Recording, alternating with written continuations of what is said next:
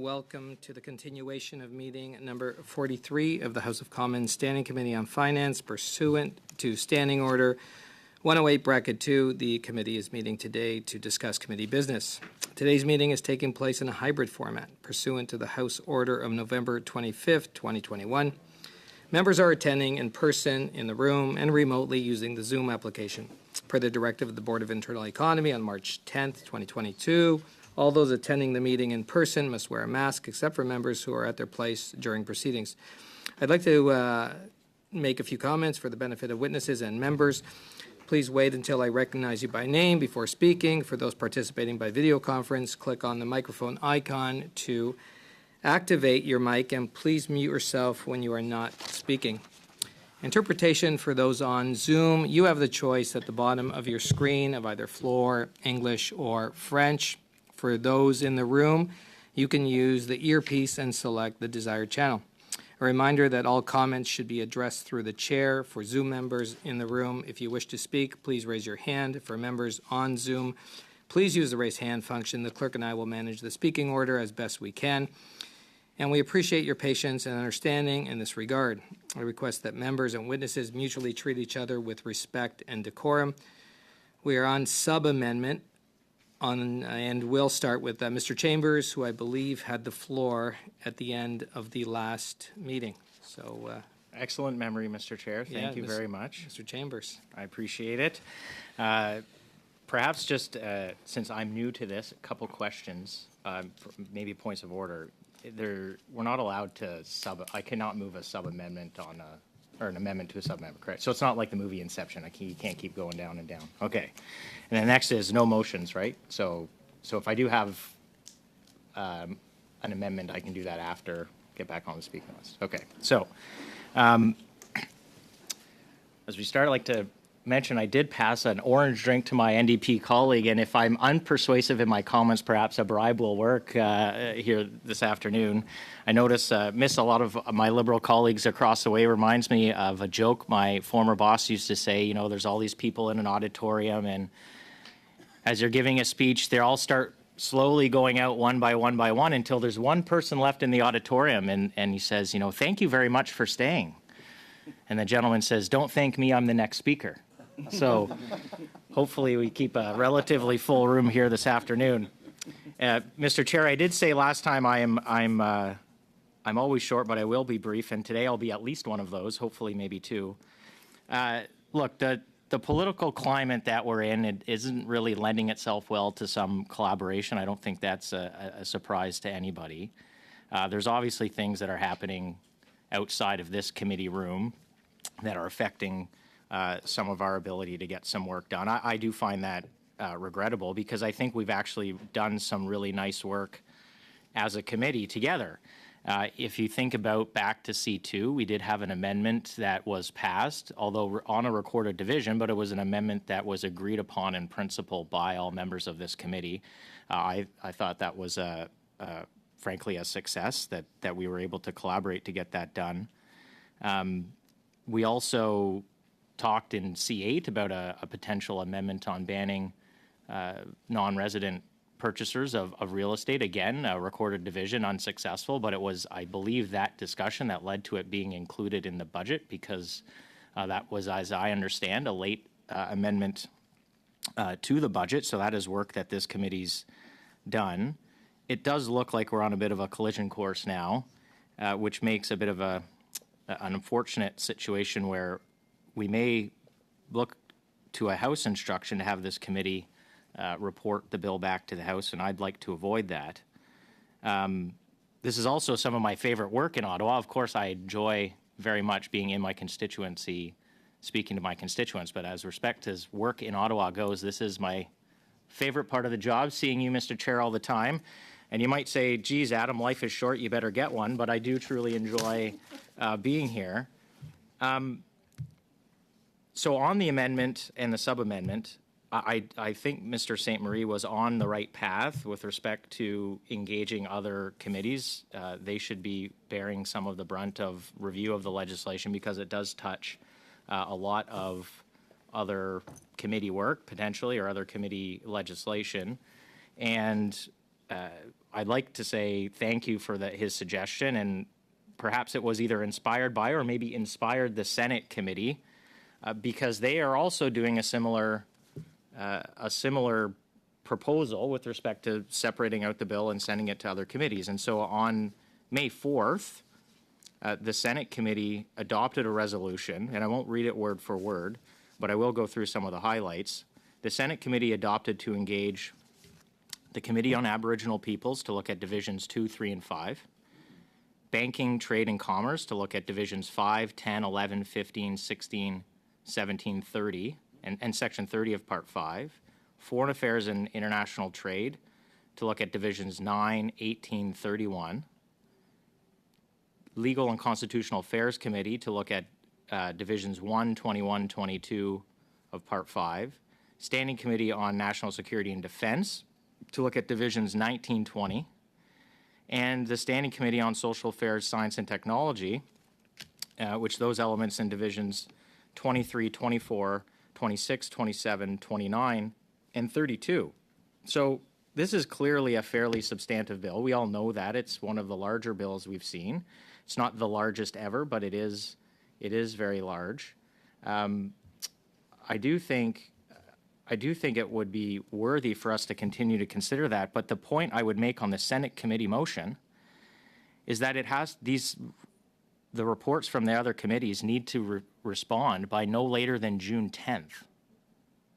So June 10th is far later than the date that is proposed in the sub-amendment of, I think we've got May 20th, which is a substantially less time than June 10th. I'm not obviously permitted to move an amendment to the sub-amendment, but if, June 10th sounds like a great date to me, Mr. Chair, for perhaps consideration by my government colleagues. And so that's where we are with respect to some of the dates. I do think June 10th would give us plenty of time to have the House review the legislation. By the way, the government still holds in its power some additional options with respect to House instruction, enclosure, et cetera. So I just think I have some challenges in accepting May 20th as the date, in addition to the date of May 30th in the main motion. The issue is I just feel uncomfortable about agreeing to a set timetable before we've had the benefit to listen to some witnesses. And yes, I know we are delaying getting to some witnesses now, but I don't think we can agree to set a timeline before we hear some of the concerns. But just in case we don't hear from witnesses, I've heard from a few already. Stakeholders that are concerned with the bill. I had today visit me representatives from the charity sector. I know we have MP Lawrence here, who is instrumental in a private member's bill that I'm sure he will speak to later, so I won't steal much of his thunder, other than to say the budget indicated that the budget implementation bill would include the spirit and substance of the private member's bill that had been considered in the House. The view of the charitable sector is that it does not, and in fact creates some additional concerns that they have.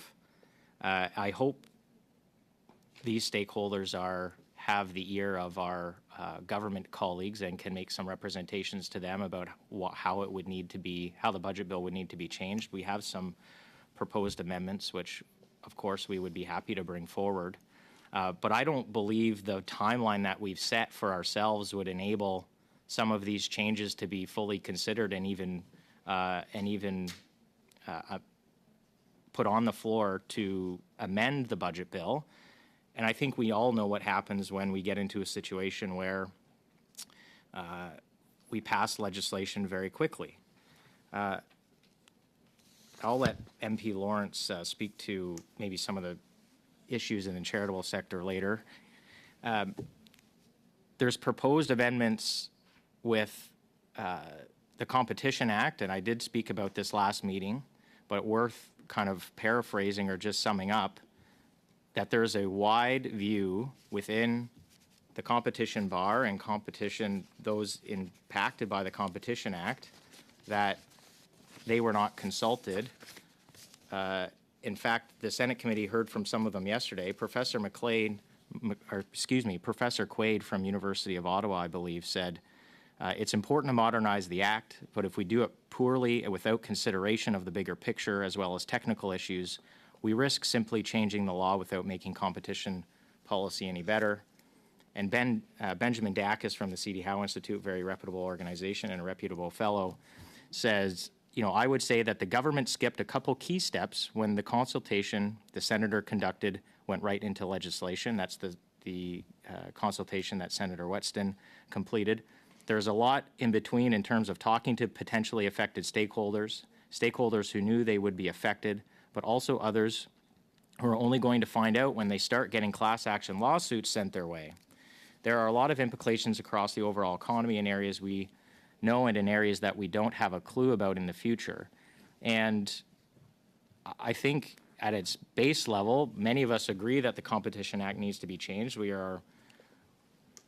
are led and, oligopolies affect our daily life in many key industries. I think it's welcome to consider how we can change our competition policy to make it better, but those proposed amendments, I think, ought to be consulted on. The benefit is we have a budget implementation bill coming in the fall. We should consider consulting on those in the summer. Not this committee, of course, because we have much other great work to do.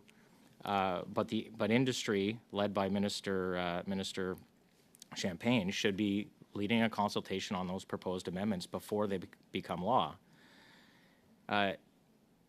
Because I'm an equal opportunity offender, it is not the first time that the Competition Act was changed in an omnibus legislation without consultation. It happened in 2009 under the previous government. However, there was some slight differences in the context. That was at the time the largest budget deficit ever brought forward. But that was in the midst of the global economic recession, but also in the midst of the coalition crisis in 2009, although some may not call it a crisis, but at the time it felt that way. And it was the only opportunity was the budget bill to pass legislation because it was clear that almost no legislation was going to pass the House. So now we have a little bit of additional time and some certainty. We have a supply and confidence agreement between two parties in the House that almost guarantees the pass of certain pieces of legislation. It would also guarantee a House instruction. With respect to the luxury tax, we've already heard witnesses both publicly and then privately express some concerns about no economic impact study. The government's admitted it hasn't done as much. It will affect jobs and have some lost revenues, and I think we need to figure out how that balances off against what the proposed or projected revenue savings are, or increase in revenues for the government.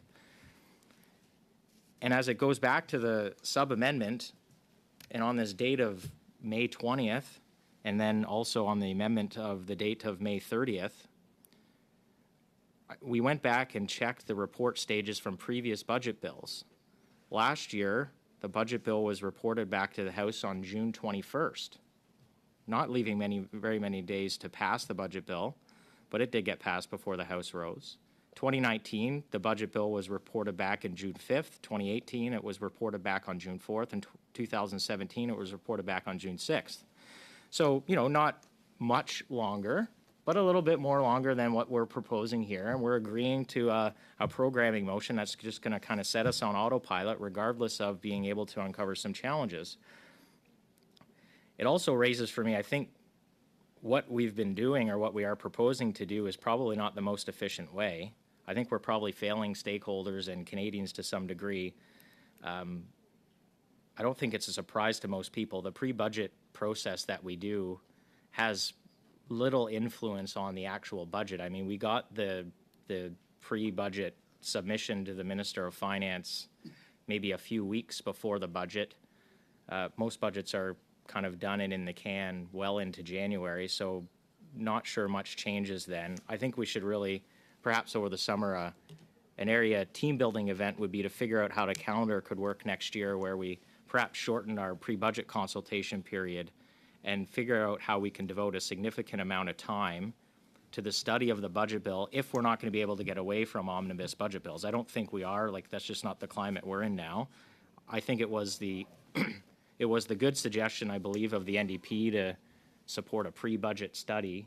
I think maybe that should become the norm. We know that these bills are not getting any smaller, despite the fact that it was a direct promise by this government not to do omnibus legislation.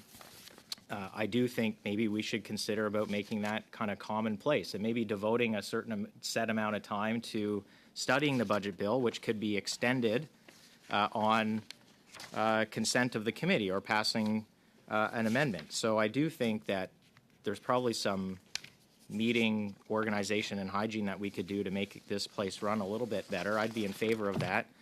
I'm not necessarily in favor of fettering all kinds of discretion, but I do think we could come together perhaps on a consensus basis to do that.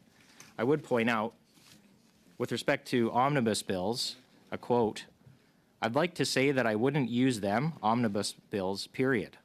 They will always be big bills, but they need to be thematically and substantively linked in all their different pieces so that they form a piece of legislation. The kitchen sink approach here is a real worry to me." For those of you following at home, that was Prime Minister, well, then Member of Parliament for Papineau, Mr. Trudeau, who said he would not use omnibus bills.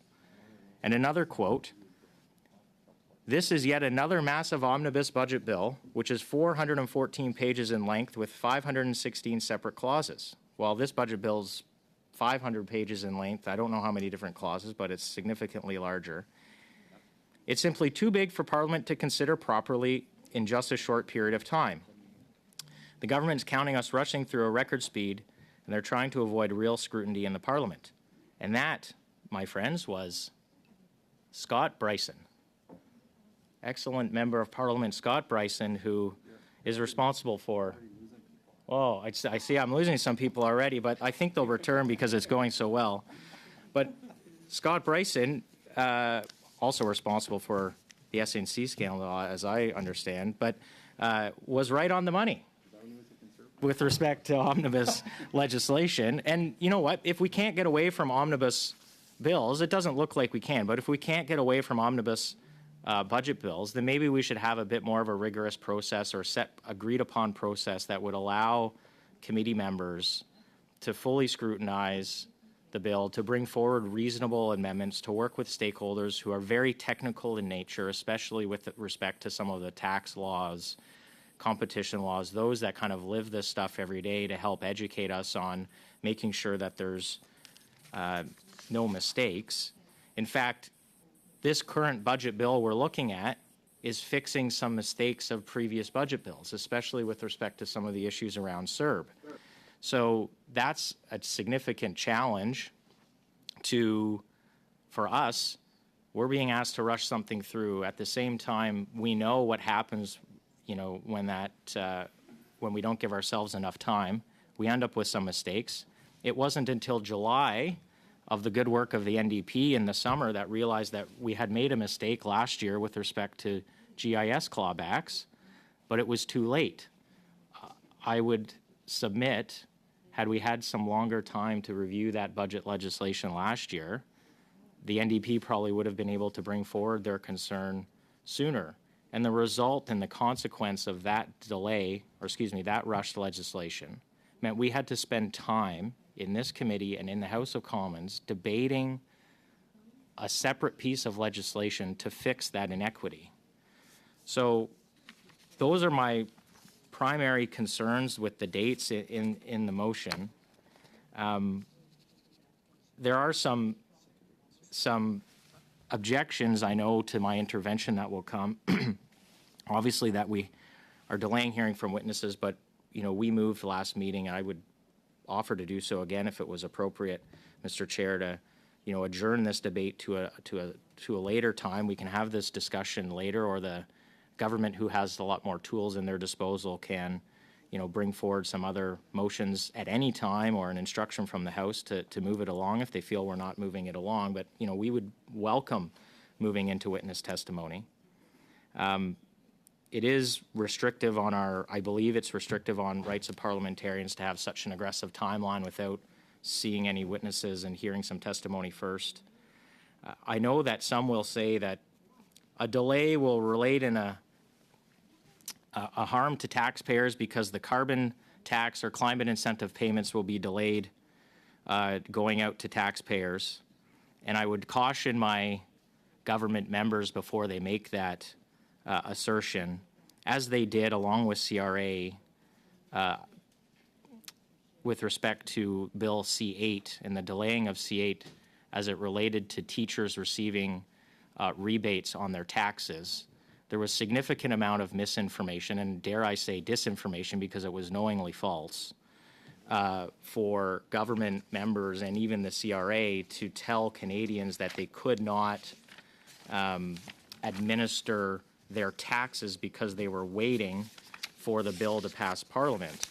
And as evidence of that, I would like to just point out a couple points from the CRA directly. In recent years. In 2017, the government made some changes to GST treatment supplies of Naxalone, and the CRA responded, suppliers could stop charging GST, HST on supplies of Naxalone in accordance with the proposed amendment as of March 22, 2017, and that the proposed measure was subject to parliamentary approval. It further advised, consistent with its standard of practice, it would administer the measure on the basis of the proposed amendment. That is, that they would administer the tax code on the basis that it was proposed and not passed by Parliament. Even further, just last year, CRA, I believe in a response to a question in the Senate, responded, for their part, taxpayers usually choose to self-assess tax and claim benefits on proposed legislation because it may offer more favorable treatment, avoid negative consequences such as liability for interest, or ease their compliance burden, or for any number of other reasons. In other words, even though there is no legal requirement to do so, there are good reasons why both taxpayers and the CRA choose to act on the assumption that proposed legislation will eventually be enacted. So any assertion that any delay of either this bill or even C8 delays the ability for taxpayers to get their money isn't just false, it's intentionally misleading, and there is significant precedent for CRA to administer taxes before they tax changes before they receive royal assent. And so, Mr. Chair, as I come to nearing a close, some items I hope the government considers, or some things that I would find persuasive, would be to align the dates with the Senate study of June 10th. Since we have significant changes to the CBCA and the Competition Act, we should invite Minister Champagne to appear before this committee just for an hour. I know he's a busy man. But these are significant changes, and I think we should test with him, either at this committee or perhaps at the industry committee, why consultation wasn't done, why they feel comfortable that this is the right approach, so that they may be held accountable for any of these changes if there are challenges with them in the future. And finally, I hope that Deputy Prime Minister would return to this committee and fulfill the inflation study requirement for her to come for 3 hours to talk about inflation. It is the most important, one of the most important issues facing Canadians today. Certainly domestic issue, it is the most important. I respect the minister very much. I think we all benefit from having her here at committee. Her presence is always welcome, as is ministers from other departments. But I think, it helps us do our job appropriately. It says a lot of great things about ministerial accountability. I will not move a motion, but, as inflation is well outside the control range, it might be appropriate to have the minister and the governor return to committee on a very regular basis until we get inflation back under control. But these are some of the concerns that I have with the sub-amendment. So I think we can move, if we're open to moving the May 20th date, which is less than 2 weeks away, to June 10th, I could be persuaded to feel comfortable or more comfortable. And certainly the clause by clause ending by May 30th is just well too aggressive in my view. Mr. Chair, I am an eternal optimist. Hope springs eternal. I'm hoping for a miracle. I think we can do some great work here. And just in case I was prepared, my socks have flying pigs on them. So, you know, it can happen. I think we can get to a collaborative approach. I think we could punt this discussion on the timing to a future date. We can hear some witnesses now, and then we can all decide with a little bit more information whether we feel the timeline is too aggressive.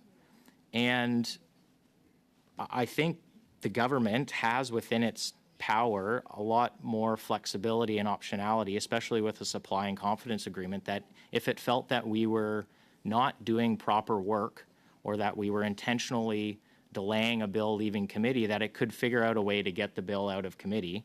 But the kind of collision course we're on now is that we're not going to hear from any witnesses, despite us, at least on this side, would like to move to that now. You know, I welcome some comments from my government members. I would say I've had a wonderful experience so far in collaboration. We have done some great work. Even on the Emergencies Act, I would say where other committees got significantly more heated and tense, I thought we kept things to the facts very well. I think we could do some great work with stakeholders here. Mr. Chair, I've gone on almost as long as it seems. But perhaps if the folks outside of this committee could work and collaborate like we have done in the past, this place might be a little bit better for everybody. I do have full faith that we can make some progress. Waiting for that to happen, of course. But we're here to move on, hopefully hear from some witnesses. I understand that these games sometimes get played from time to time, but I do really think that hearing from some witnesses and doing this right and maybe punting this more difficult discussion for a week or two might be the best thing for everybody. So, Mr. Chair, I'll yield my time to the next speaker on the list. I see a couple of hands up there, but I appreciate you allowing me to start again here. That was very kind of you. And if you want to adjourn the debate, we'd be open to that, of course. But if not, I think I'll yield to the next speaker. Thank you. Thank you, MP Chambers. So we have MP Zerowitz, MP Albus, MP Lawrence. I had MP Fast, but I think he's exited. Yeah, okay. So MP Zerowitz.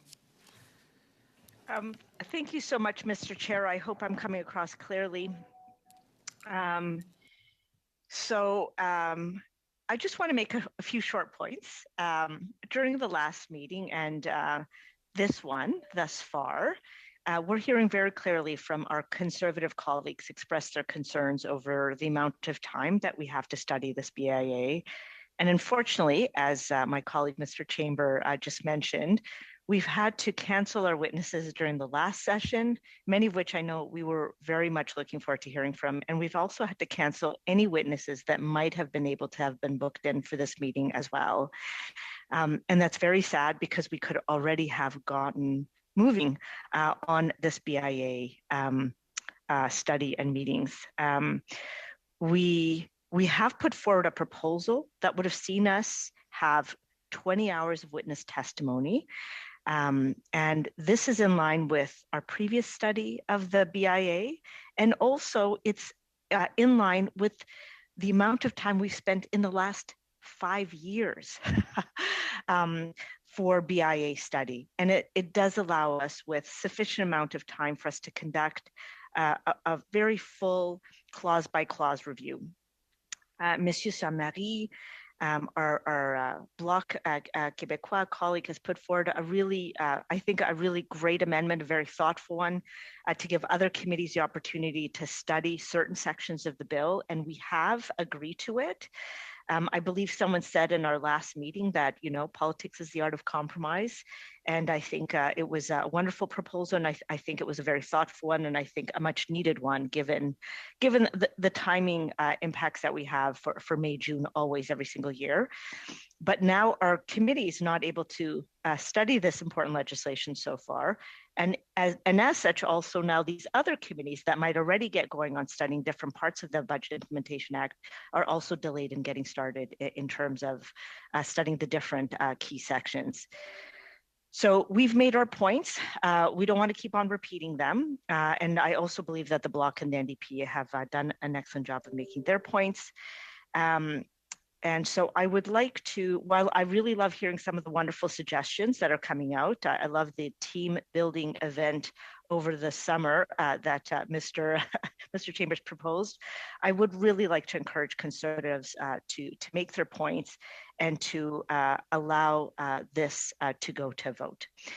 So we've got a sub amendment to vote for and a motion, and I'd really encourage us if we could adjourn debate and go straight to vote so that we can get started on this BIA study. Thank you, Mr. Chair. Thank you, MP Zerowitz. Now I've got MP Albus, MP Lawrence. Thank you, Mr. Chair. And I just want to say, I know how difficult sometimes these conversations can be, and I do like the tenor, the tone that we have all embraced as members of Parliament. We are all sent here to try to work together. I will disagree with some of the things the my honourable colleague, MP Derowitz, had said earlier, but I'll save that for a moment, other than just to say I appreciate, Mr. Chair, that these meetings can be are not only important to our constituents, but they can't be long, because you can't put a price on democracy, and there are rules that have been enshrined in this place to allow committees to function as independently as possible. As MP Chambers had said earlier, there are obviously other tools the government can use, such as a House order. It, in fact, directed the study of C-19 to this committee. That ultimately, this committee was created to serve the House. But without having further instructions, Mr. Chair, we have a responsibility to set our own sail. So while the original programming motion that was put forward by MP Beach as the parliamentary secretary was received in good faith by MP St. Marie, who I admire very much for his passion for his constituents and for the questioning he's had and the lack of answers he's been able to receive when it comes to the luxury tax. And the occasional intervention by my honourable colleague from the NDP. What has happened, Mr. Chair, is he put that forward, and now we've had a further sub-amendment to his amendment, which was to try to make sure that there was a proper process. So the government, let's just be mindful, Mr. Chair, at the very beginning has tried to apply its it's trying to apply its direction to what is supposed to be an independent committee. So right off the bat, I believe I made that known that was an issue.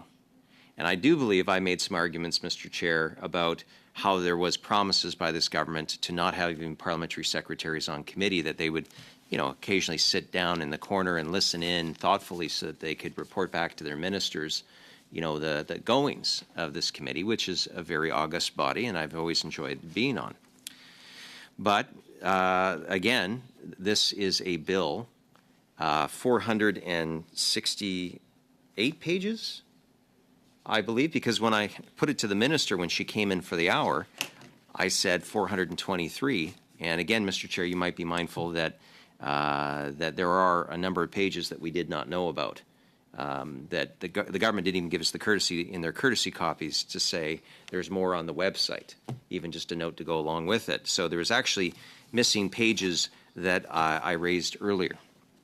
Now, you know, as I open my comments today, Mr. Chair, I go back to the tone that Mr. Chambers had presented earlier. In fact, he gave a little bit of a joke that he would give, you know, saying that someone had to listen to him and, you know, said, "Thank you for staying. No, I'm the next speaker." That was very funny. It reminds me of a very similar joke I used to give when I had just first set out in politics.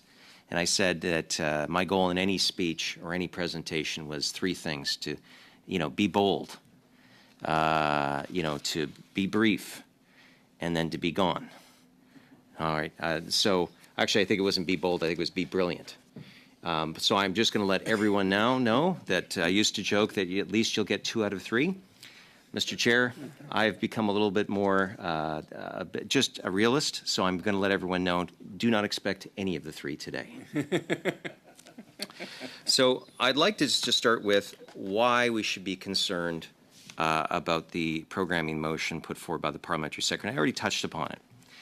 You know, governments, you know, are tethered to this institution. They are not the ones that tell us as members of Parliament have confidence. They're the ones that have to put forward bills that show confidence. And in this case, we have a motion that is directly telling us how many presentations we can have. Well, I guess it just gives us a time limit. And it also, Mr. Chair, puts in when we should have clause by clause. Now, the very thoughtful motion by MP St. Marie does actually say, let's divide this up, because in those 460-odd pages, there are many clauses that pertain to areas of expertise in other committees, and committees like international trade, industry and technology, Standing Committee on Human Resources, Skills and Social Development, and Status of Persons with Disability, the Standing Committee on Citizenship and Immigration, and the Standing Committee on Justice and Human Rights, all very important bodies. So when we send something to them, Mr. Chair, the very premise should be that we are, in good faith, seeking their responses. Now, if you hearken back to our last meeting, Mr. Chair, I believe it was confirmed that clause by clause would only be done by this committee. So regardless of what those members think, ultimately on those other committees, they will not be able to substantially do what we do, which is to put forward amendments and debate them. That's, I don't think, is fair. Now, Mr. Chair, I should also point out that there is going to be a bit of a challenge because independent members, I don't think, are being taken into account under this particular motion by the Parliamentary Secretary and even in his amendment. But don't worry, I'll save that for closer to the end. But what I think is important to note, Mr. Chair, is that, you know, when you offer someone something in good faith, the idea is that it's a legitimate offer. Now, for those committees to suddenly decide whether or not they can meet the time that has been listed here by the Parliamentary Secretary, and let's note, Mr. Chair, that it is today, Thursday, May 12th. When this was first tabled, obviously it was earlier in the week. There have already been days that have slipped by. And while I do understand that MP Baker and MP Zerowitz had both raised the idea that politics is the art of compromise, well, Mr. Speaker, or Mr. Chair, compromise means thoughtful discussion and give and take. It does not necessarily mean overriding other members without having some sort of thoughtful process. And as you can see, Mr. Chair, that leaves the Conservatives with very little options than other than to say that we do not believe that this particular motion or its amendment, or I should say the amendment seems to improve upon it, but the sub-amendment by the Parliamentary Secretary is not being done in good faith. Why? It's because time is already whittled away. We already had to say no to those witnesses that had come here on Monday ready to present. And I presented a motion to try and see if we could speed that up. Now, the importance of having witnesses cannot be understated, Mr. Chair. Why? Is because obviously this is a very large omnibus bill, and I find it lamentable that the Minister of Finance, Deputy Prime Minister, only spent an hour with the committee. I would have preferred a second hour because I would have asked several other questions that pertain directly to C-19. Now, perhaps, and I don't see any provision here in the sub-amendment to having the minister come back. In fact, MP Chambers had expressed his desire to have the Minister of Industry to come and speak to the competition components, the Competition Act amendments. But, Mr. Chair, whether, you know, I do enjoy Minister Champagne. I think he's a very thoughtful individual. And if it is the will of the committee to have him come in for an hour, I would certainly make the time in my schedule for that. I do think that this particular motion that Mr. Beach, I should say the sub-amendment Mr. Beach has put forward, has neither the Minister of Industry nor the Minister of Finance. Now, what worries me is, again, as I said, as time cuts away at this, Mr. Chair, is that ultimately we're going to have less and less time because the Liberals have not tried to work cooperatively with all members. And I think that's really at the heart of this, Mr. Chair. And I don't blame the Bloc nor the NDP for playing ball because maybe their preferences have been met. Maybe they just see a different reality than myself, Mr. Chair. But this particular sub-amendment of Mr. Beach does not necessarily meet those needs from our perspective. And again, while the saying, you know, we said, you know, politics is all about compromise. Well, actually, it's usually referred to as the art of the possible. But you know what, Mr. Chair? What's possible isn't always probable. What's probable is where you make and you not just think I should speak to other members and try to get them on board. Instead, we have motions, amendments, and sub-amendments that do not have the consent of each and every party or member. Now, obviously, there's a way to have a democratic debate about this and eventually a vote, but I am not going to be keen to give that until we have had a thorough venting on some of the issues with this particular motion. So, Mr. Chair, let me go into some of my concerns. So, in the last Parliament, I'm going to give a personal example. I was on the Environment and Sustainable Development Committee, a very good committee, and I got a chance to work actually much like this body, where, you know, we may have distinct views on policy.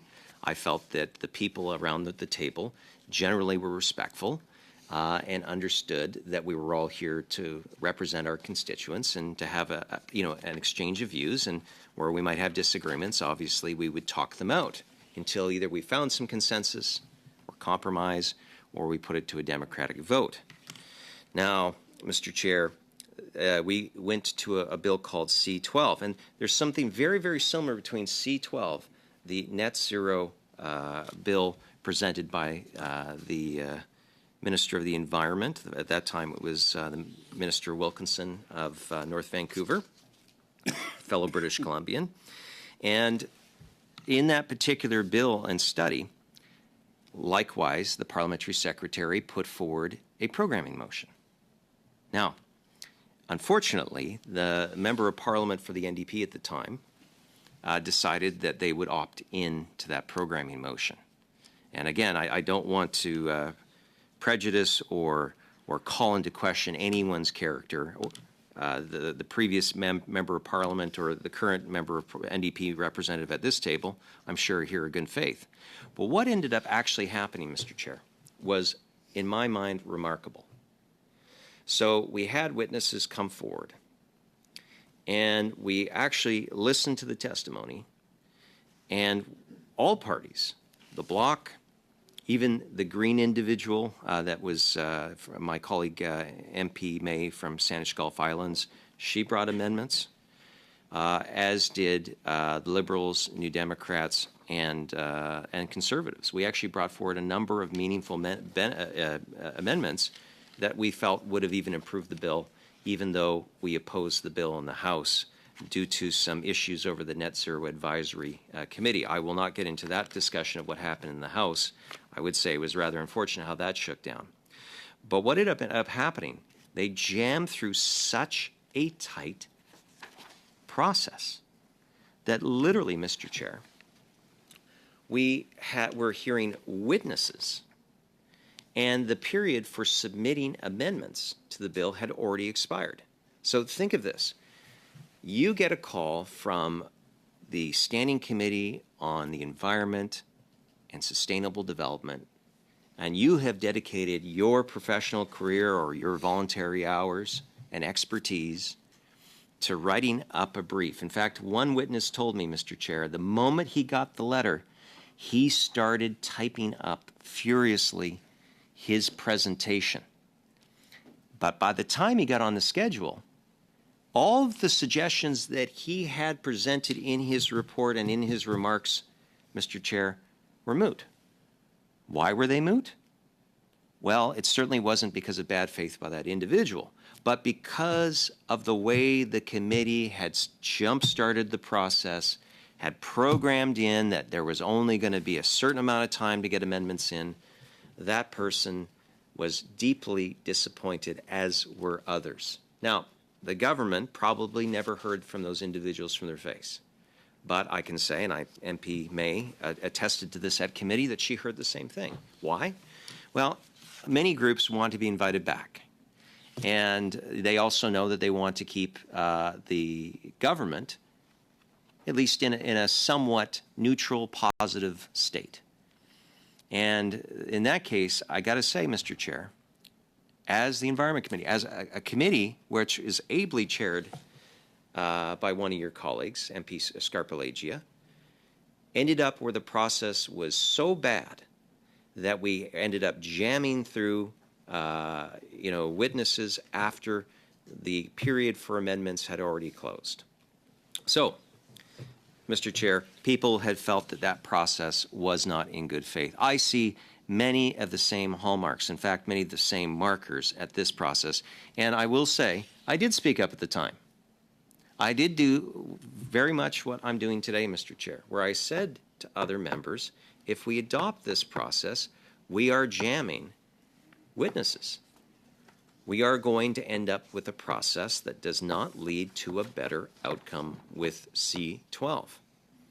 And unfortunately, Mr. Chair, that's exactly what transpired. In fact, when we look at the amendments, Mr. Chair, that was such a bad process because literally we had amendments that some were supported by certain witnesses, but others where effectively the NDP joined up with the Liberal members and voted down pretty much every single amendment except for a Bloc Québécois motion that established a 5-year review.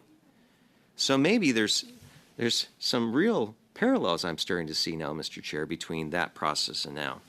So where did we end up, Mr. Chair? We ended up where committee members were at each other's throats, wasn't very good, witnesses felt bad, and at the end of the day, the government got what it wanted. And I see many of the same things happening here. Now, Mr. Chair, I also would say that it probably wasn't a lot of fun for Mr. Scarpellegia. But let me tell you what was even worse. Your former colleague, Mr. Scott Sims, and he said this publicly, he's been on Michael Geist's podcast called Law Bites, and where he talked about what was known as the C10 and just the shenanigans that ended up happening there. Why, Mr. Chair? Well, there is a direct nature of what has happened here with this sub-amendment by MP Beach. In fact, and I should say actually the original programming motion is where the process, that the timelines are so tight that at one point during clause by clause, because of a programming motion, the committee members, in many cases, did not know what they were voting on. So in order to meet the programming motion set out by the government, which happens to be the same government here, Mr. Chair, they ended up going where they were voting on amendments without even knowing what they were voting on. The chair would call out a number. And what's even worse is for the people. Now, there were stakeholders there, obviously from industry, there was cultural groups, artists, etc. They all had, a real concern on this. People who study internet and freedom of expression, those kinds of legal constitutional concerns, Mr. Chair, all of them were horrified because they didn't even know what the members were voting on. They just heard numbers being shouted out. And that, Mr. Chair, brought the whole committee process into disrepute. What's even worse, Mr. Chair, is that Conservatives had to appeal to the Speaker in the chamber for such a bad process. And you know what ended up happening, Mr. Chair? Well, the Speaker said that that was not how Parliament was intended to work, and actually ordered the committee to restart that process. And, Mr. Chair, the government did end up getting its way. But again, for those people that were following along, the parliamentary committee process was in question. And I would say to all members here that the same issues that the Environment and Sustainable Development Committee and the Standing Committee on Heritage had were on Bill C-10. There are certainly parallels to what we have here today. Again, a large omnibus bill where the witness time is being dictated by the government. And again, this particular bill is much larger than traditional ones, Mr. Chair.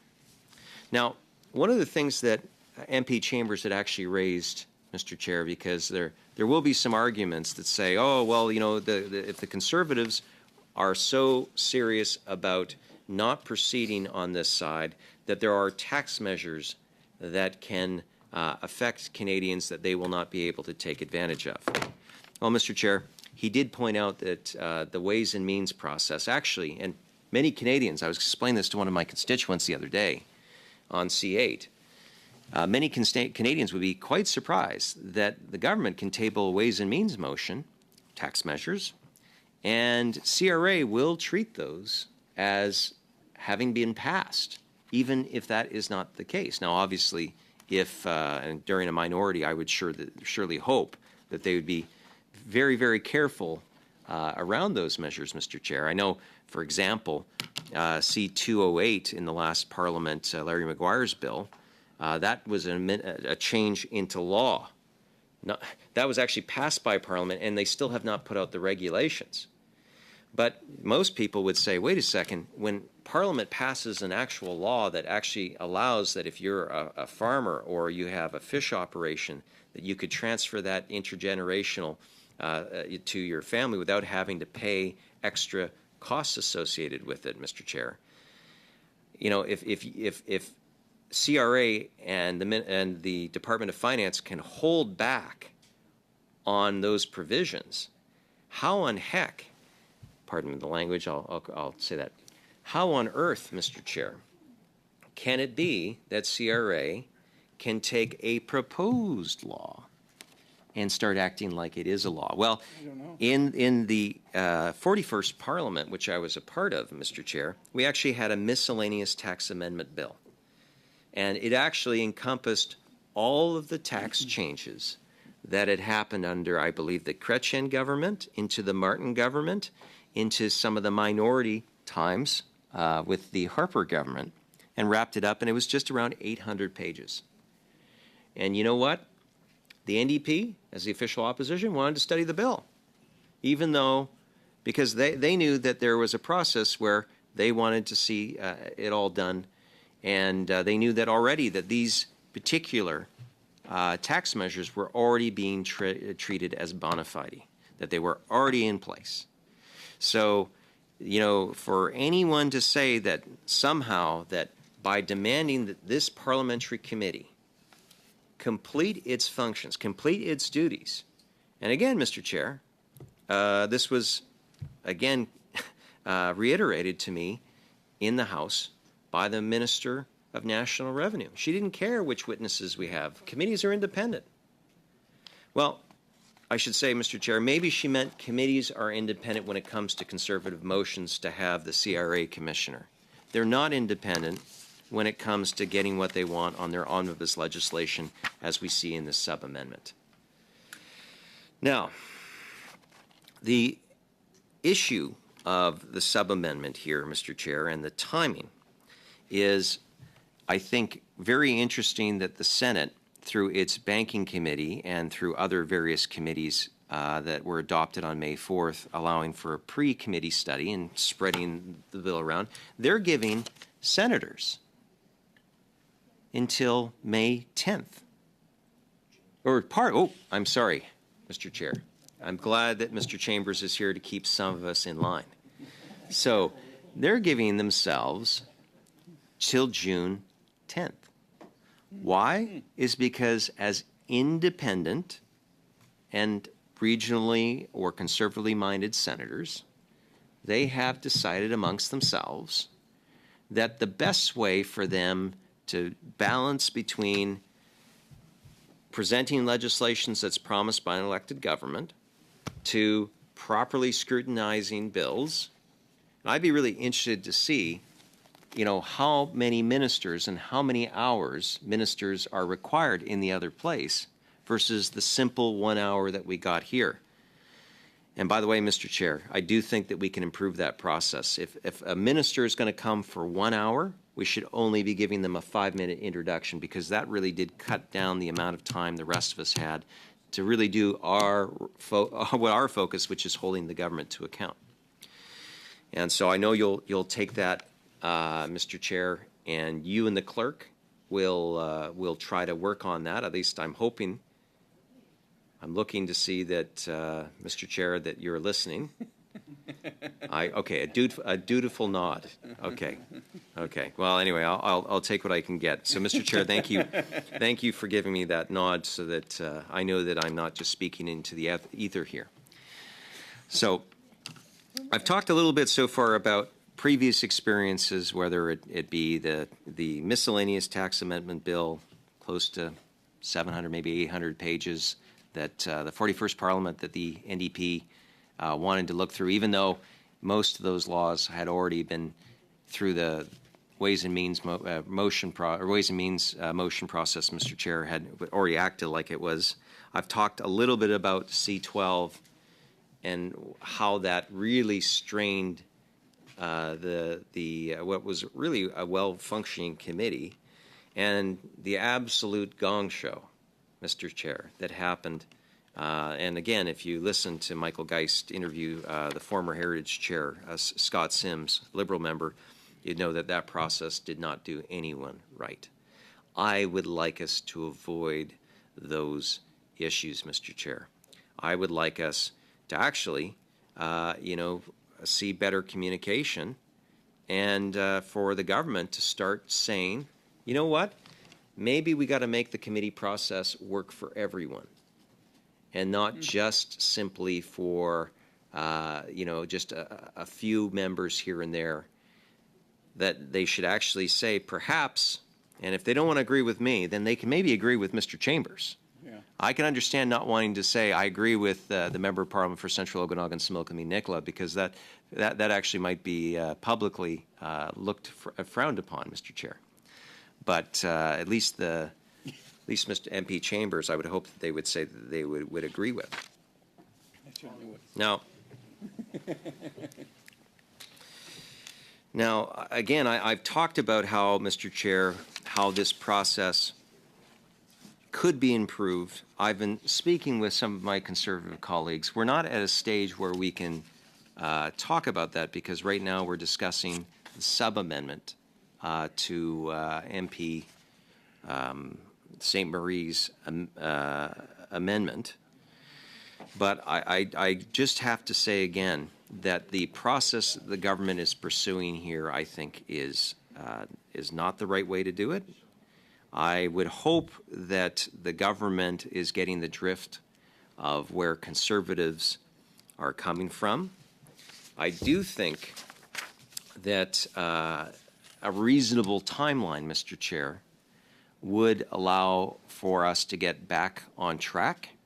Unfortunately, the unreasonable timeline that we have, the programming motion itself, the original motion, and the sub-amendment that we have here has created a sense of bad faith between members of the committee. And what we've seen with the passage of just the short time between our meeting Monday and today is where this schedule, again, looked ambitious then, and right now is just looking like a C10 or a C12 from the last Parliament waiting to happen. Now, we've pitched over 46 witnesses, Mr. Chair, from right across this great country. We want to hear from them. And that's where I think that government members need to just simply back off of the process that we have ahead. Table the motion, get committee witnesses in, let's go through them all. They can always come back with a motion. We actually have some ideas of ourselves of a much more reasonable timeline, but unfortunately at this stage of debate we can't do that. And let's be mindful, Mr. Chair, that we didn't really have to put out a call for witnesses. They were coming to us. St. Marie, MP St. Marie, I'm sure that he's getting his phone off the hook, wanting to speak with him and wanting to come here. In fact, I saw that the clerk had sent out to all committee members other witnesses that have suggested that they want to appear before the committee outside of the usual process of speaking to individual members. And why? Is because they want to be heard by this government. And maybe, you know, I'm not going to claim that all of our witnesses, Mr. Chair, are the right ones. There might be others that other members might have heard from that right now we can't hear from because this government has chosen to start with a programming motion rather than let a process evolve. Now, there is always a time, Mr. Chair, where, you know, the compromises that MP Derowitz had spoken of, you know, either need to come together or there needs to be a democratic vote, but we are not at that time right now. Now, I would also say, Mr. Chair, one thing that is missing from Mr. Beach's sub-amendment is I have not seen any reference, in addition to the Minister of Industry or to have the Minister of Finance come back, there's no mention of of us being able to hear from the Parliamentary Budget Office, who I know pays particularly close attention to the tax-related measures and financial figures put out by the government. I think that would be a much better improvement to the sub-amendment that Mr. MP Beach has put out here. And again, I should disassociate that. It's not fair to MP Beach to always make this motion, his program motion, his, because really at the end of the day, he's a parliamentary secretary, and this was written by someone else. And at least I would hope he would clarify if I'm mistaken on that point, Mr. Chair. The reason why I say that is because the Minister of Finance, you know, is a busy minister. In fact, I think she's too busy. I think it's, and I'm just going to just talk quickly about this because I think it has directly the reason why she's not in the sub-amendment here by MP Beach. I think she would be cross with him if it was in here, but I think it's worthy of pointing out that, you know, a finance minister is a busy enough job as it is.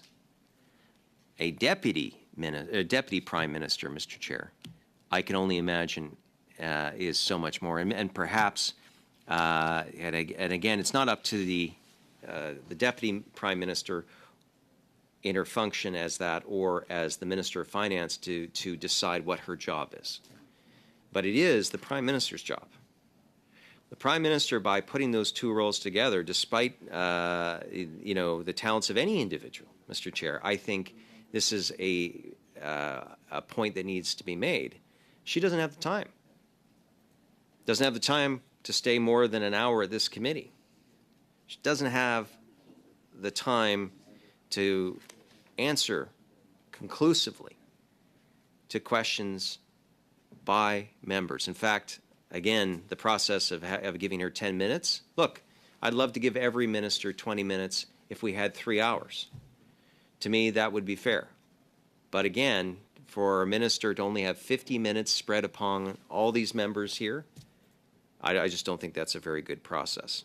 So I do think that the Prime Minister should be looking into that, Mr. Chair, because if the Prime Minister wants to have a finance minister that is on top of her file, that is able to come and spend the time with the Finance Committee to defend her bill, to be able to spend the time, that obviously is not here, because what I've heard from Member of Parliament for St. Marie, that, the luxury tax is not properly designed. We have heard that there wasn't even a economic impact study. There was no jobs and whatnot. And you know what, Mr. Chair, that's reflective of a Department of Finance that may not be getting enough attention, because I do know from speaking to people that worked with former Finance Minister Jim Flaherty, who's no longer with us, that when you had someone who was completely concentrated on that file, that they would ask every question of every proposal that came forward.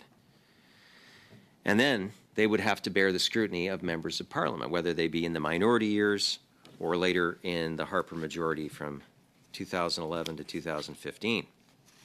So, Mr. Chair, not having a finance minister who is also the deputy prime minister probably would improve this process.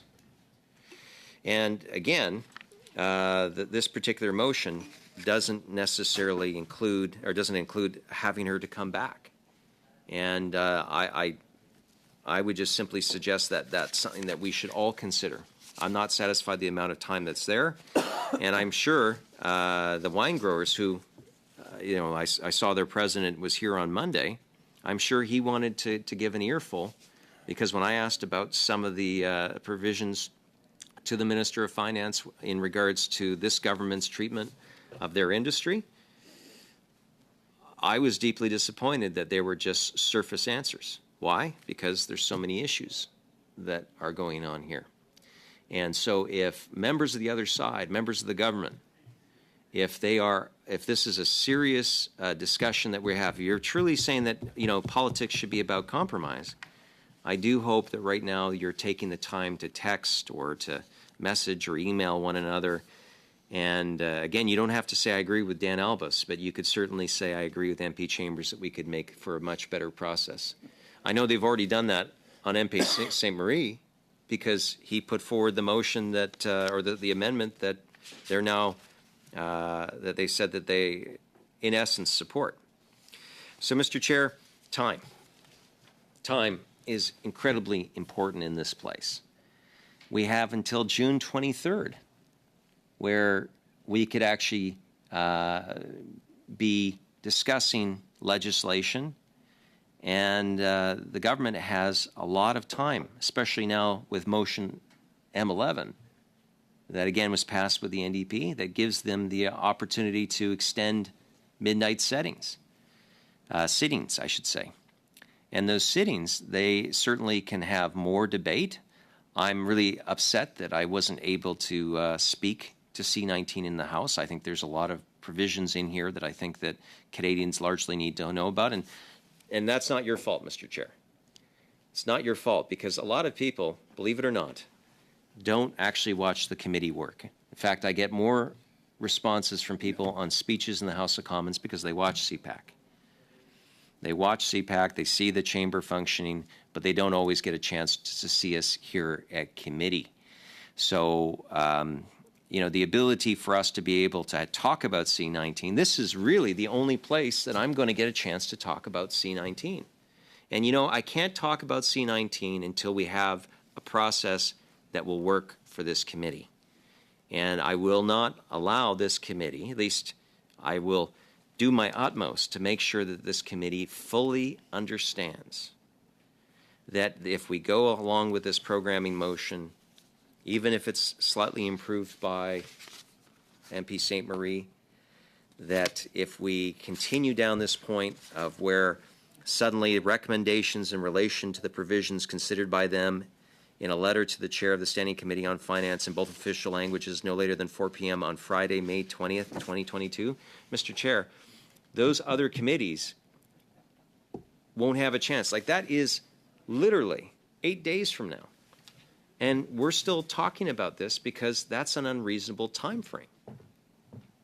So the parliamentary secretary, even though he didn't write this motion, that someone in the minister's office, maybe the minister's, oh, probably not the minister. Why? You're right, Mr. Chair. She's too busy with too many things. So for us to be considering this, I got to say that I don't believe the government has given this committee adequate time, and it's certainly not giving other committees adequate time when it comes to consideration of C-19. And you know what, Mr. Chair? If a standing committee listed in A chooses not to consider the subject matter of the provision, it advises the chair of the Standing Committee on Finance by letter in both official languages no later than 4 p.m. on Monday, May 13th, 2022. So, May 13th. That seems to me a bit of a problem. Why? It's because May 13th is tomorrow. So if a committee chooses to say we're too busy, they're supposed to let you know in formal writing that it is not possible because they won't even have the opportunity to do that. So either we're forcing them to do that or we're forcing them not to respond. And to me, Mr. Chair, as I said, time. This government is too short with the time of others, and rather than letting the parliamentary calendar settle this and to have all reasonable parties come together by the 23rd, instead, they are pushing not just this committee into a terrible process, but other committees into a worse one. So on my point of that, Mr. Chair, if they can't write to you under this motion by tomorrow, if they can't write to you, what then? Are they obliged, Mr. Chair? Are they obliged to now study it? Are we going to have where, because of the M11 motion, where we have extended sittings, where some committees are being canceled? So how are they supposed to get the resources, Mr. Chair? Is the government going to give us more translators along with Mr. Beach's motion, I should say Minister of Finance's office motion? These are things that they are not commenting on. So again, if they don't reply to you in writing by tomorrow, then they're obliged. And when do they call their meetings? Are they supposed to attach committee business? I guess there's just so many unanswered questions here, Mr. Chair, that obviously comes back to my original premise that this is not really a good faith process. That, you know what, we can simply sit back and be told by a government, by its parliamentary secretary on committee, that what we're going to do and then what other committees are going to do, it's just not healthy. It's not what the Liberals promised in 2015. They promised many things. Omnibus legislation, out. Didn't happen. Parliamentary secretaries would be non-voting members. Well, that's out. And that, they've always said that the committees are independent. Well, that's out. So, Mr. Chair, I say there needs to be a few things in. One of them is you got to get Conservatives in a process that we feel is fair. It doesn't mean that we agree with everything in that process, but that we believe the process is fair. Second thing is we want to see those witnesses. We want to have them here. We want to ask them questions. We want to see the PBO. We want to see the Minister of Industry. We want to see the Minister of Finance come back and actually show some ministerial accountability for what was, I think, see, this is how bad inflation is now. I thought at the start of this it was a 423-page bill. Actually, it's 468. That's the inflation under this government, Mr. Chair. And, I kid, but, you know, I would much rather us be studying that bill and having the Minister of Finance come for a second hour, or having her come here and talk for 3 hours, as was set out by this motion, by the previous motion on the inflation study. Now, I even think that my colleague MP Stewart, who had put forward a very good motion on studying advanced pricing arrangements and the decisions made by CRA that have been in the news of late. We haven't even been able to get to that because this government is, again, putting forward a programming motion that has been amended by a block member, or at least may be amended by a block member, who now is being further amended because the government ultimately wants to control the process. And the process itself is not connected to a proper process, the proper scrutiny of it, Mr. Chair.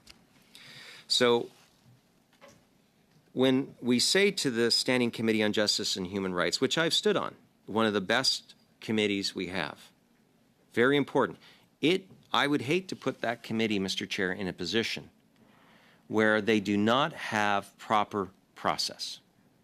Because, for goodness sakes, if we can't have at the Standing Committee on Justice and Human Rights, where they can look over some of the issues that are in this bill, like, Mr. Chair, you know, there is the judges' quadrennial pay review that is in this bill. There are criminal code amendments, ones even relating to the moon and extending Canada's criminal code jurisdiction outside of its waters. You know, in fact, Mr. Chair, you know, I do hear that there is water on the moon, so maybe we can argue that there is Canadian water on the moon somehow. I don't know how that'll work. I don't think we can apply maritime law to that. Yeah, well.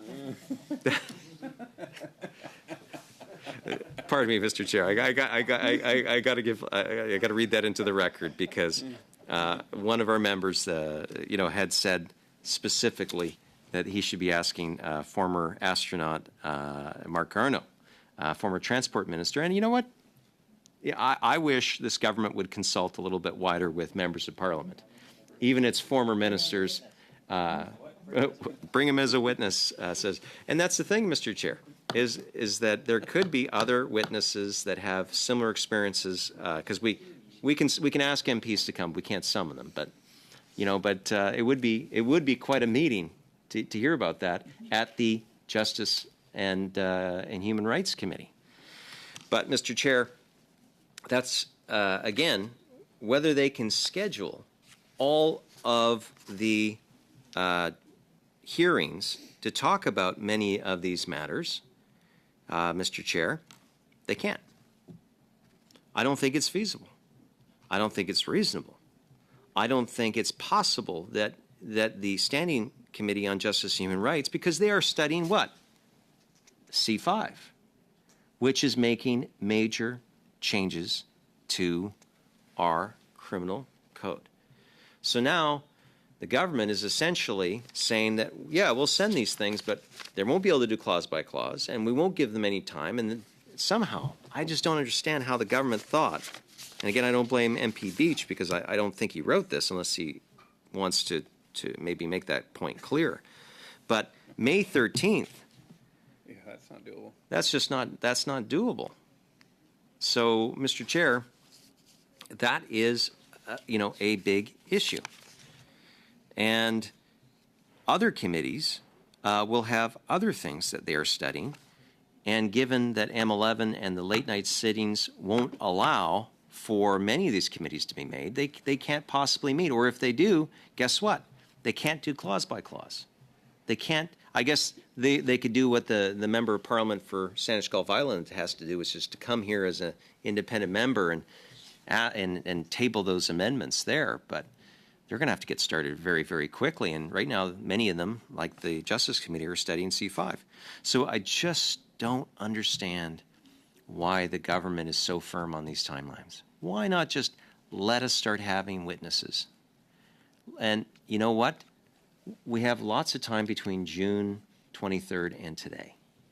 And you know what? With the right spirit, the spirit that this member here, MP Chambers, has had, as being an eternal optimist, well, maybe we can reward some of those people that believe that, you know, reasonable minds can set aside some divisions and that we can actually start moving forward. But you know what, Mr. Chair?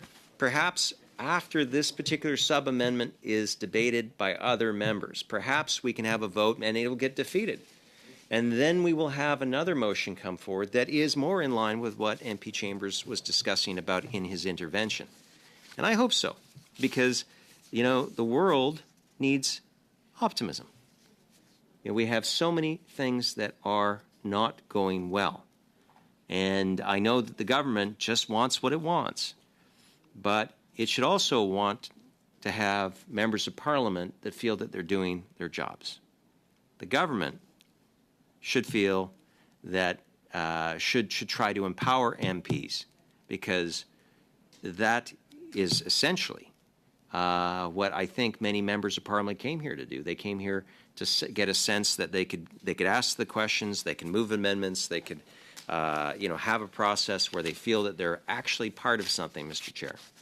And I'm sorry to say that the motion, the programming motion, and the subsequent sub-amendment by MP Beach, which may not be from MP Beach himself, doesn't allow for that. It doesn't make us feel like we are in and part of that process.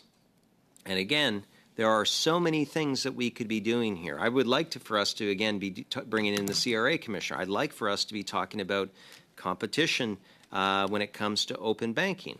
I'd like for us to be talking about, MP Darowitz has talked a little bit about, you know, the effects that getting rid of trade barriers, Mr. Chair, would have. But no, we're stuck here because MP Beach and the person that wrote this felt this was the best thing to come forward right now, and to try to somehow jerry-rig a committee as dignified as the Finance Committee, I believe, is not in the best interest of this committee and will not be getting forward with my support. I've mentioned a few things that might have my support, Mr. Chair. I really do hope that other members have listened to my intervention and that perhaps they are moved. Perhaps they're moved and will move at the appropriate time an amendment. Maybe we could just say, no, cancel, this is over. We're not doing this motion.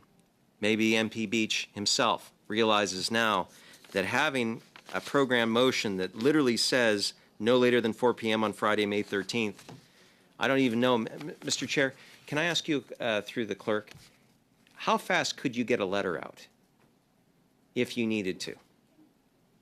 Do you have these letters already prepared, Mr. Chair? You have the letters ready. Is that right?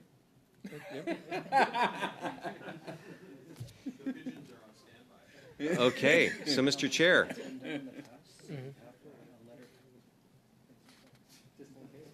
Done in the past. I guess there's a formatted letter. That Okay, so Mr. Chair, and I'm not going to put you on the spot because obviously you didn't know that at first there, because you seemed a little shocked. It does speak, though, to the professionalism of the House of Commons staff, including our clerk. Here, here. Because clearly they need to be able to read the will of Parliament and parliamentarians, and it's in, you know, if they can type it up on a screen in black and white, then they might be able to see that, again, as the former Privy Council clerk said, you know, when the Prime Minister gets in a mood, he gets what he wants. So I guess if certain members, you know, feel in a mood, I guess the clerk would want to be ready to do his job so that we can invite other committee members to participate. But that, to me, again, stems that while the clerk may be ready to send out those letters, maybe I'll just simply ask you again, Mr. Chair, through the clerk, has other committees, are they aware that this request will be coming of them? Have we, through any means, informed them? No. So we will be hitting them on a Friday, most likely. You know, so they'll probably open their mail tomorrow, because I assume we'll use internal mail, maybe email, maybe late tonight, and then suddenly their chair is expected to write back. I guess, Mr. Chair, and I would look forward to you, because I have not had the good favor of the support of my colleagues to ever be a chair of anything. And you know what? That's a shame. You know, after listening to myself, I understand exactly why. But despite that shortcoming, Mr. Chair, would you, if you received an email from a fellow chair outlining a similar parameter as this, that, oh, by the way, late Thursday night, you have to let us know by 4 o'clock tomorrow whether or not this is. I have a sense, Mr. Chair, that most chairs would say immediately back, you know what, this can't be done. This can't be done. So if it can't be done, why would we put on the show for the people that are here and pretend that this is a proper due process? I reject that. I reject that because you know what? You know, politics, and this is really what gets to me sometimes. People say that politicians are too concerned about image. They're right. You know what? If this was a business environment, you don't hit a colleague from another department with a request they know that they can't meet. You don't do that. Yet somehow, because they want to be able to support, to have the image that they're supporting MP St. Marie's amendment, which I think was made in good faith, they are basically saying, okay, we don't want to look bad, so we'll make it look like it's a real bona fide attempt. And now, just from reading the motion, we know that it's not. I know that if I was the chair of the committee, I would immediately say, are you joking? I can't consult my members today. Many of them are traveling. Or perhaps many of them are going to be sitting late tomorrow night if the government gets that it wants to, because of that early extended session. So, Mr. Chair, there are so many things here. But I go back to MP Chambers. I go back to his consistency, that he would like to see cooler heads prevail, that he would like to see a little bit more optimism, that he's an internal optimist. You know what? I think he's changing even me, Mr. Chair, by his presence here today. That maybe we can have where MP Beach would be texting with whoever wrote this motion, and I hope he's not berating that individual because obviously maybe the chief of staff or deputy chief said, get something out there. But maybe he's texting that individual and saying, perhaps we need a rethink of this because this isn't looking good for us and it's not working well for Parliament. I don't know. I don't have that insight, Mr. Chair. I don't know. I would just hope that in good faith that that's exactly what is happening right now. But as it stands, this particular amendment, and that reminds me, Mr. Chair, I mentioned that we had some witnesses come together, some person, some online, and, most of them took it really well. But I go back to some of the concerns that I'm hearing that, the Member of Parliament for North Okanagan Shuswap, Member of Parliament for Kelowna Lake Country, many members of Parliament in Ontario that have significant manufacturing around the luxury tax. They want those witnesses to come here, Mr. Chair. They've told me that. They want those, and industry should not be punished because we were unable to come to a proper process here. So again, Mr. Chambers has said that he's an eternal optimist. I certainly want to be one. I certainly hope that my intervention today has had some effect on some of the other members here, that they recognize that we have to go back to the drawing board. And as much as I'd like, to have the Minister of Finance for another hour, maybe that's not up there, but they should be trying to do something. And first of all, it should not be the sub-amendment. The sub-amendment itself, Mr. Chair, the programming motion, I think, is terrible. I would love them to scrap all of that. But maybe they should just at least relook at the sub-amendment and maybe decide that they want to withdraw this. Because It's just unworkable. And maybe what I should do, Mr. Chair, is just finish up with a few more thoughts here so that other members who have had some time to digest, what I've had to say, some that are, possibly chewing on it right now, is there's a lot counting on us. There's a lot counting on us. There's a lot of people right now seeing the gas prices, seeing home prices, seeing uncertainty on the world stage that just want to see us do something. And, the finger could be pointed at me, Mr. Chair. They could say, you're part of the problem. You're holding back.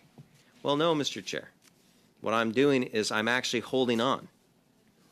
I'm holding on to a process that if we all can get around, this committee will be better off. This bill might actually be properly studied, and then we can send it over to the other place. If the other place can define for itself that June 10th is when all their committees should reply back, why are we telling committees and not telling them until this particular sub-amendment gets passed? Why are we waiting to the last moment and saying, oh, by the way, Friday, May 13th, when other committees in the other place have until June 10th? That is, I probably stood on my high horse too much today, Mr. Chair, but it concerns me. Why? Is because I've grown to love this place. I think that there's no greater compliment to a member of Parliament when they are considered a House of Commons woman or a House of Commons man, where they believe in the institution, regardless of their position. I've met ministers that show reverence for this place and understand that. Your predecessor, Mr. Chair, Honorable Wayne Easter, he was a House of Commons man. He knew that in this place that ministers needed to be accountable. And, he was critical of his own government when they would try to play games that excluded Parliament or diminished Parliament's light. And you know what, Mr. Chair? I've heard many Liberals cite over the past X amount of years, populism this, democracy dies, in darkness and all that stuff. Well, guess what? Here we are. Should we actually start doing things together and listening to one another? This is a great opportunity to start, Mr. Chair, and I would really hope that government members can appreciate that. I really hope my colleagues in the Bloc and the NDP don't feel that I have taken my time here inappropriately, because I'm here to defend their rights, and I would hope that government members would say the same of mine. Thank you, Mr. Chair. I appreciate the time, and again, thank everyone for listening, and perhaps we can have some more discussion about the withdrawal of this particular motion. So, MP Beach, please, give us back our committee. Okay, thank you, MP Albus. We have MP Lawrence up. Thank you, Mr. Chair. And while I certainly did appreciate the commentary of my colleagues, I must apologize. I do not have their same gift for brevity. So I just want to I'm going to focus a lot of my remarks on direction and control, because I think it's an incredibly important topic and how it's holding back Canadian charities. But I did just want to start with the text of the sub-motion or sub-amendment that is in front of us, and a couple of dates that were really stood out to me. As you know, I'm not a regular member of this committee, and so I came to this a little bit later. But I was actually just shocked at the dates that were, some of them that were contained in here. When we look at Friday, May 20th, to have all of these other committees report back to me, report back to us, I think that almost is unfair and certainly undemocratic to give them less than a week to report, or a little bit more than a week, and then whether they want to participate or not, just the Friday, the May 13th date is just not workable or doable, and then to be pushing us into clause by clause within an incredibly short period of time. And as hopefully I demonstrate, I'm just going to talk about one small section of this omnibus bill. That I might add, as my colleagues pointed out, that the Prime Minister did say, and actually campaigned heavily on this back in 2015, back in the Sunny Ways days, that these wouldn't exist underneath his government, and it is I think fair to say he's backslid on this, as well as several other commitments to democracy. And I certainly do not want to be in any way a part or a party to declining democracy here in Canada. But so what, just so that the committee can fully understand the relevance of what I want to talk about, is this is just one small section of the legislation in a huge, massive 400-plus page omnibus bill, which I was enlightened by my colleague that evidently inflation is actually increasing the size of this bill, and initially 423, and I believe now over 450 pages. But one small section, I think less than 5 pages of amendments, is with respect to direction and control and own activities. And so let me just sort of explain and understand this. Our Income Tax Act is now well over 3,000 pages, and one of the things that in that 3,000 pages that it governs is in fact charities. And I might mention that this committee has called for a review of the Income Tax Act for many, many years, where our Income Tax Act now is a competitive disadvantage for us. There are many countries who have completed white papers in the last decade to bring their Income Taxes Act up to modernity, as the Income Tax Act has an incredibly impact on our society. I think as government, we owe it to Canadians to keep it at least current and modern, and to reflect the preferences of Canadians. So the fact that we haven't done that, and this government hasn't responded to the Finance Committee's multiple calls through multi-years is disappointing. And unfortunately, it is, of course, hurting Canadians. I am sorry to interrupt, but just on a quick point of order, Mr. Chair. I had my hand up at one point to get on the speakers list. I was hoping to respond to Mr. Chambers' opening remarks, but I think I wasn't sure if I caught your eye at that time or not. I did not catch your hand, but Okay, I've well, got, if you could put me on the list, MP Lawrence, MP McLean, and then I've got MP Blakey. Very well. I'm happy to have Mr. Blaney take some of my time if I can come back after he speaks, if he would like. It's okay with me. I'm happy to do that, Mr. Chair, if it's acceptable to the committee. Members? Yeah. Okay. Okay, MP Blakey. So I do certainly appreciate Mr. Chambers' spirit of compromise, and have been trying to think how we might split the difference. What I wanted to propose was that we might find our way, if we could, to agree unanimously that we change some of the dates that are in the motions here. And if we could agree to those date changes and to pass these motions, we might be able to get on with our study as early as Monday. In my opinion, that would require changing these dates to, if you'll see in the sub-amendment, in section BI, it was proposing a date of May 20th, 2022. I would propose that we change that to May 27th. In sub-item B2, there's a date of May 13th that was referenced earlier by Mr. Albus. I would propose changing that to May 20th. And then I don't believe there are any dates in the amendment that was moved by Monsieur Saint-Marie, but in the main motion there are some dates that I think we would need to change in order to make this work.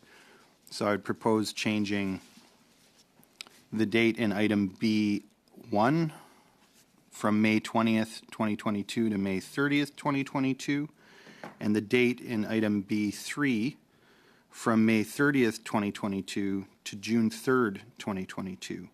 Now, I respect that doesn't quite get us to the June 10th date that Mr. Chambers was talking about, but I also think that given that the Senate will be, hopefully ready by June 10th to debate that bill, that we might expect that the House would pass the bill out of the House and deliver it to the Senate so that it's ready to go by its June 10th date. I hope in the spirit of compromise that's been offered up at the table that this might work and allow us to recapture some of the time that's already been lost and still devote ourselves to a thorough study of the bill, leaving enough time to get it to the Senate in time for when they have determined they would like to end their own study. I'm happy to repeat those dates one more time if folks would like.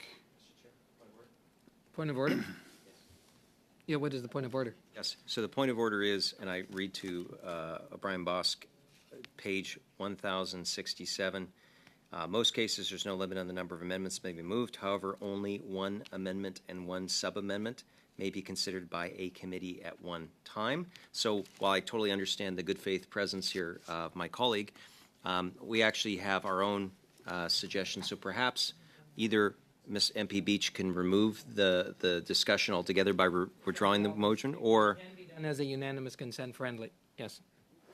Okay, just that we don't... Just for clarification. Well, maybe in that case, Mr. Chair, then maybe you should suspend for a few minutes so we can have a discussion, because right now we have our own amendment to the timeline that I think that maybe we can get some agreement on. Maybe MP but we Blakey, only you were just going over just so we can get the dates, the exact dates that we got? Yeah, that's MP fine. Blakey, Yeah, Yeah. so I'm happy to reoffer those dates, and then if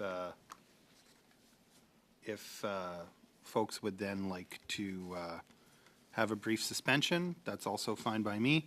So what I'm proposing is that in the sub-amendment, we would change the date in item B2 from May 13th to May 20th. We would change the date in item B1 from May 20th to May 27th. And then in the main motion, we would change the date in subsection B1 from May 20th to May 30th, and change the date in item B3 from May 30th to June 3rd.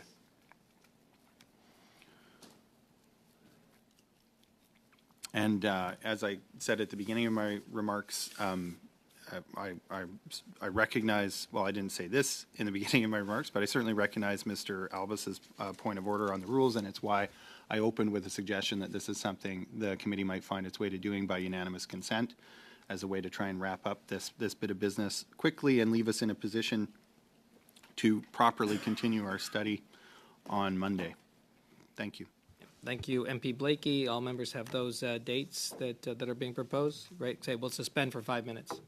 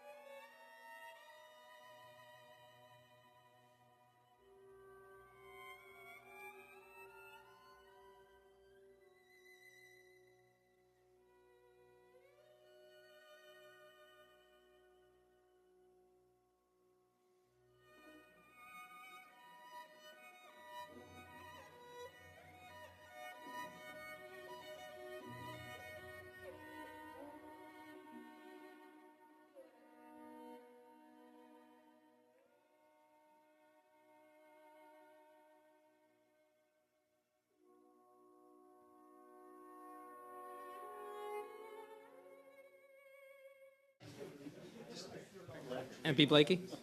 Thank you very much, Mr. Chair. So I'm hoping, there's been consultation among the parties, and if you seek it, I hope you will find unanimous consent for the following motion.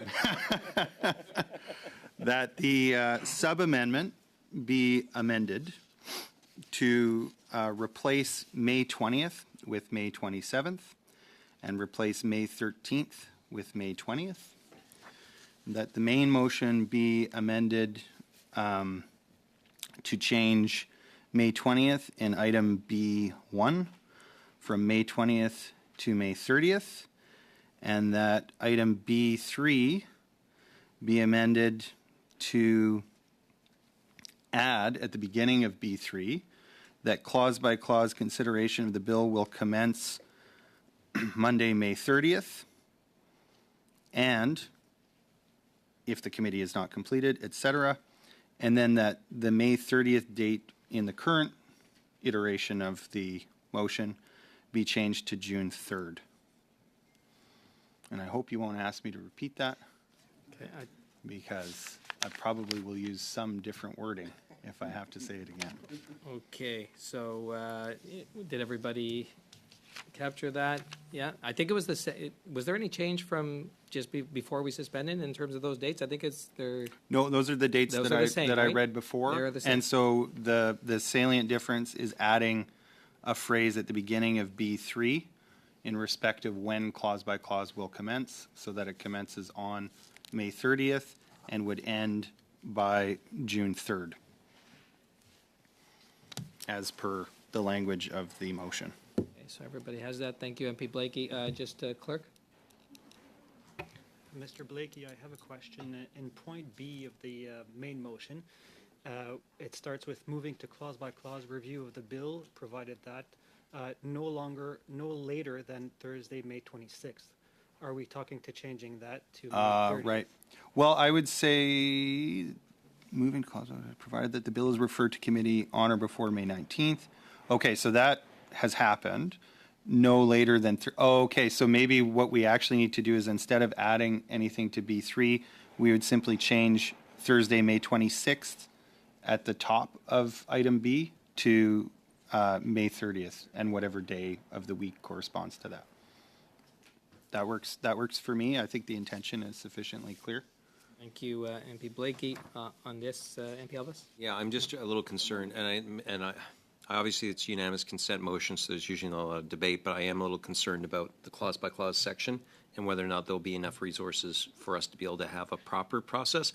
As I said, my experience or from seeing how terrible that C10 was in the last Parliament, Mr. Chair, where literally people were voting on things without knowing it.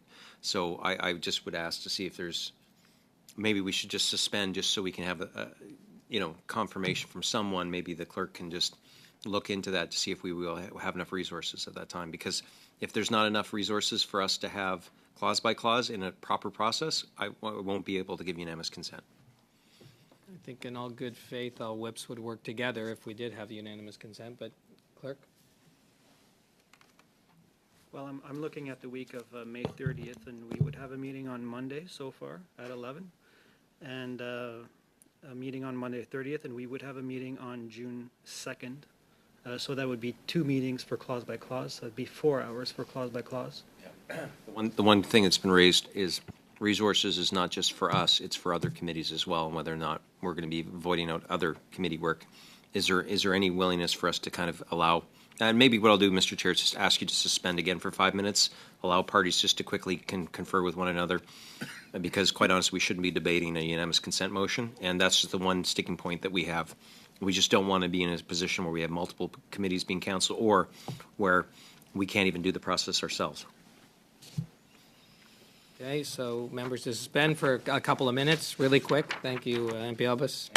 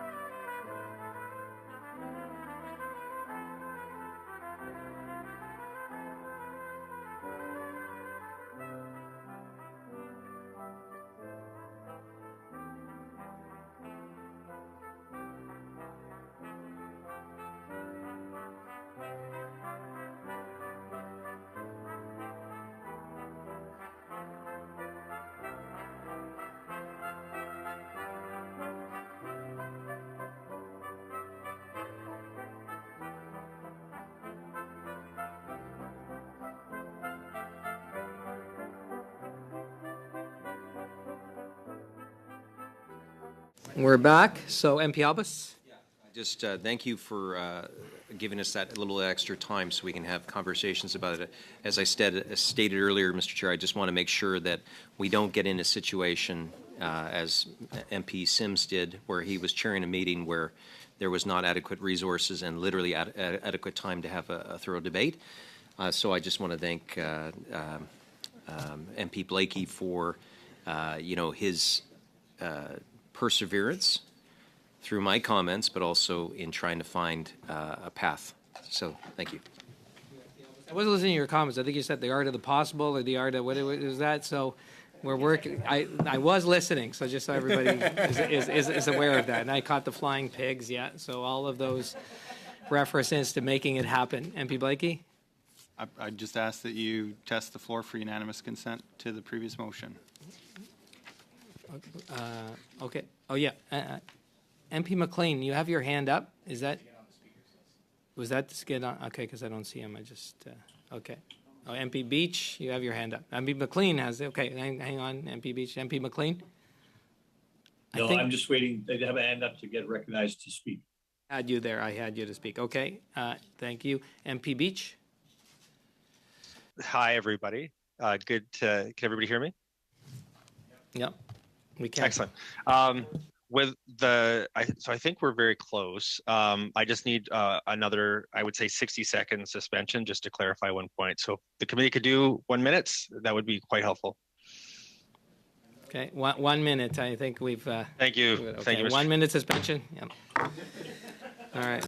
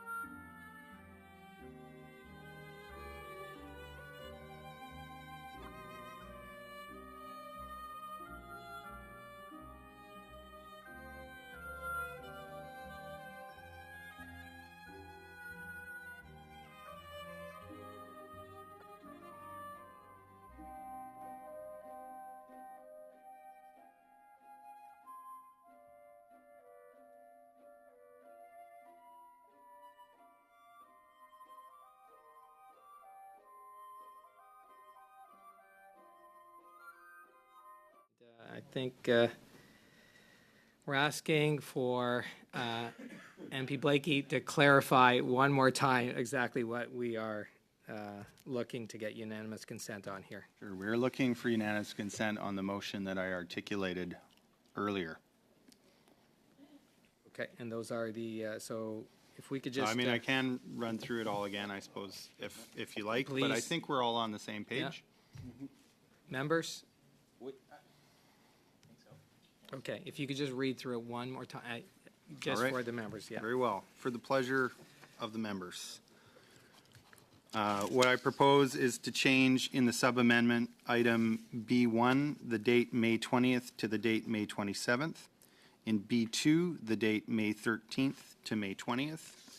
In the main motion, I propose changing the date in BI from May 20th to May 30th, and the date in B3 from May 30th to June 3rd.